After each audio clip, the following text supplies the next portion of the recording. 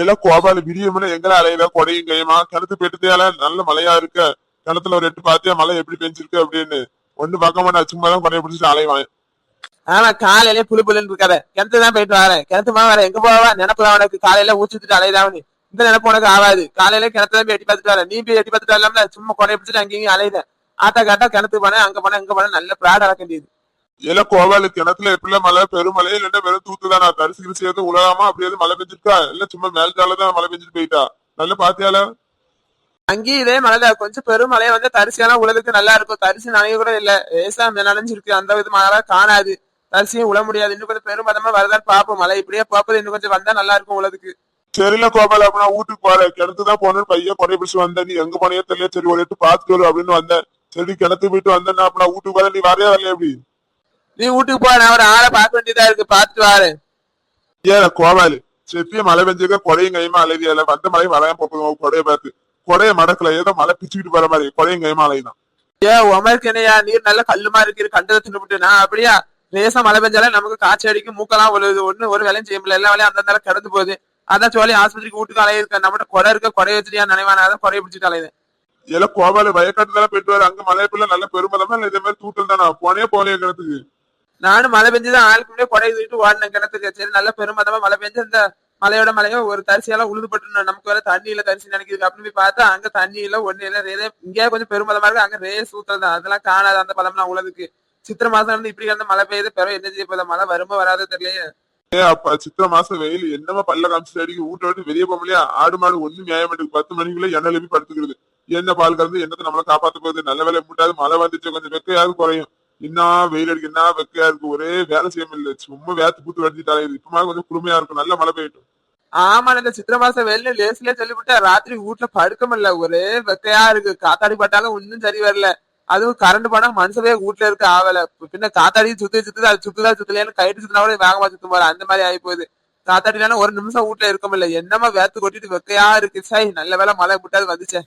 இதெல்லாம் கோவாலு சித்திரை மாசமே இப்பதான் தொடங்கி இருக்கு சித்திரை மாசம் முதல்ல நல்ல மழை வந்துட்டு இதே மாதிரி இன்னும் 2 மழை வந்தாலும் போது சித்திரை மாசம் தாக்கு பிடிக்கும் இன்னும்லாம் இருக்கு கோடை காலம் அப்ப இதுக்கே இப்படி சரி என்ன வேலைன்னு இன்னும் அக்னி நட்சத்திரம் வேற வருது வீட்டுல இருக்க முடியாது காட்டுல இருக்க முடியாது என்னதான் செய்ய போறோமோ ஒரு மழை வந்தா நல்லா இருக்கும் என்ன செய்ய போகுது அப்போ. எங்க ஆத்தா சொல்லுவா ஏன்னா அந்த காலத்துல எல்லாம் குடிசையில இருந்தா வைக்க தெரியாது ஒண்ணும் தெரியாது இப்ப கட்டிச்சிருக்கான வீடு மாடி மேல மாடி போயிட்டு மனுஷப்பையா வீட்டுல இருக்க முடியல என்ன வெக்கையா இருக்கு குடிசை வீடு அப்படியே நல்லா குளிர்ந்தால இருக்கு எப்பவும் குளிர்ந்தால இருக்கு மழை பெஞ்சாலும் சரி வெயில் அடிச்சாலும் சரி அப்படி இருக்குமே இப்ப பணம் செலவழிச்சு வீடு கட்டி என்ன ஆகுது கோர நேரத்தை வீட்டுல படுக்க முடியாது தெருலாம் படுக்க முடியாது அப்படியே ஒரு வெக்கையா இருக்கு என்ன செய்ய.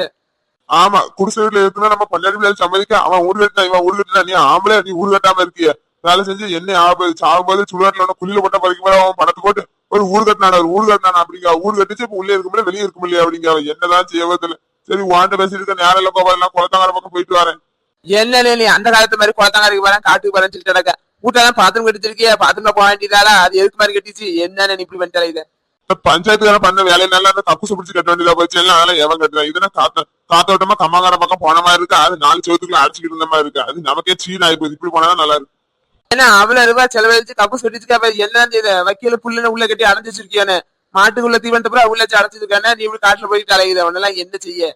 சும்மா கக்கூஸ் கட்டு எல்லாம் பஞ்சாயத்துல இருந்து தண்ணி தரமுடியாது பிளாய புடிங்கிட்டு தண்ணி பிளாய சரி வாட்ஸ்ல ஏதாவது அதையா விடுவானு சொல்லிட்டு அதெல்லாம் கக்கூஸ் பிடிச்சி கட்டி வச்சிருக்கு அதே மாதிரி என்ன செய்ய யார் அங்க போற நம்ம காட்டுல போனோமா வந்தமான்னு இருக்கணும் சும்மா உள்ள அடிச்சுக்கிட்டு இருக்கிறது நமக்கு ஜாலி சரி இந்த வக்கீல புல்லு அறுத்துட்டு வந்து அடுத்த மாடுல இருந்து தின்னுட்டு போது அதுக்கு நடுவுட்லயே போட முடியும் புள்ள கொண்டு அடிச்சிட்டு சரி கக்கூஸ் அடிச்சிருப்போம் உள்ள அடிச்சிச்சு அதுக்காக ஆகுது.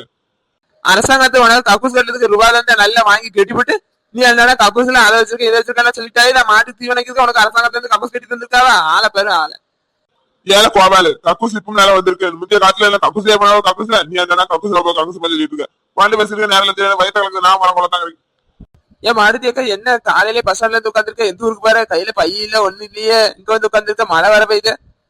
அந்த கதையா கேட்க கோபாலரா விடிய விடிய ஒரே காய்ச்சல் உறங்கியமில்ல ஒன்னும் ஜம்ல மேல வலிச்சுக்கிட்டு ஒரு மாதிரி குதுன்னு காய்ச்சல் வர போல பண்ணுது அதான் அந்த காலையில வண்டியில போய் இந்த ஆஸ்பத்திரி வர ஊசி போட்டு வரலான்னு போறேன் ஒன்னும் செய்யமில்ல ஒரு வேலையா அவரை கூட்டுவாங்கன்னா அவர் காதலே கேட்க மாட்டேங்க எனக்கு வந்த விதியோன்னு நான் போறேன் என் பாட்டு.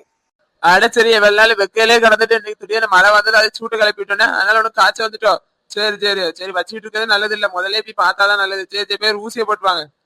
என்ன கோபால ஆளை பார்த்து ரொம்ப நாள் ஆயிட்டும் பொண்டாட்டி எப்படி இருக்கா சின்னதா நல்லா இருக்கா குழந்தை பிறந்துட்டா இல்ல ஒன்னும் பிறக்குமா ஒரு நாள் பொண்டாட்டி பார்க்க போனாமா தெரியலையாரு செத்திய மழை பெஞ்சு வயசான ஆளு மாதிரி கொடையும் கைவா பிடிச்சிட்டு அலையுதிய சின்ன ஆள்தால சும்மா அலைய வேண்டியதா லேஸ் சுத்தலுக்கு கொடைய பிடிச்சிட்டு அலையுது இவரு வக்கனையா பேசுறாரு, நீர் கொடை பிடிக்காம ரெண்டு நீர் ஆளுக்கு முன்னாடி கொடைய பிடிச்சாரு, நீர் அடுத்த ஆளா செலுத்திடுறாங்க.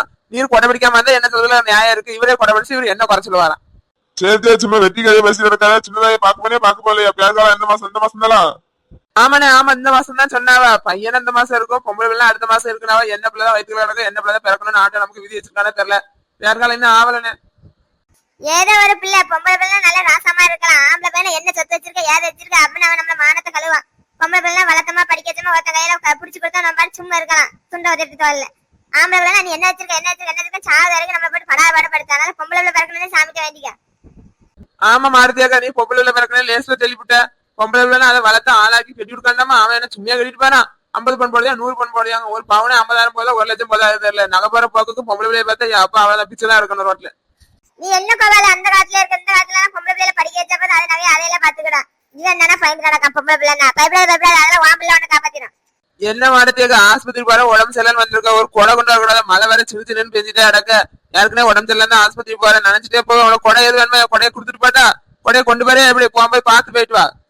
நான் ஒரு குண்டி மாதவா எங்கனா என்ன கொண்டு போனா அங்கனே போட்டு வந்துடுவேன். ஒரு ஆள்கிட்ட பழக்க விட்டேன்னா எந்த பொருள் எங்க வச்சிருக்கேன் அங்கனே மறந்தாலும் போட்டு வந்துடுவேன். அதனால ஒண்ணு கொண்டு போக முடியாது, செருப்பே போட்டு வரல, அதான் கொடையும் எடுத்துட்டு வரல. நானும் மழை பெய்த கொடை கொண்டு போனா நல்லதா இருக்கும்னு நினைச்சேன். நம்ம மறந்தாலும் வந்துருவோம் எழுச்சிய அப்படின்னு மாதிரி ஒண்ணு எடுத்துட்டு வரல. அங்கே பஸ்ல ஏறி அங்கே ஆஸ்பத்திரி முன்னாடி இறங்க போறாதுக்கு எதுக்கு கொடை அதெல்லாம் வந்துட்டேன்.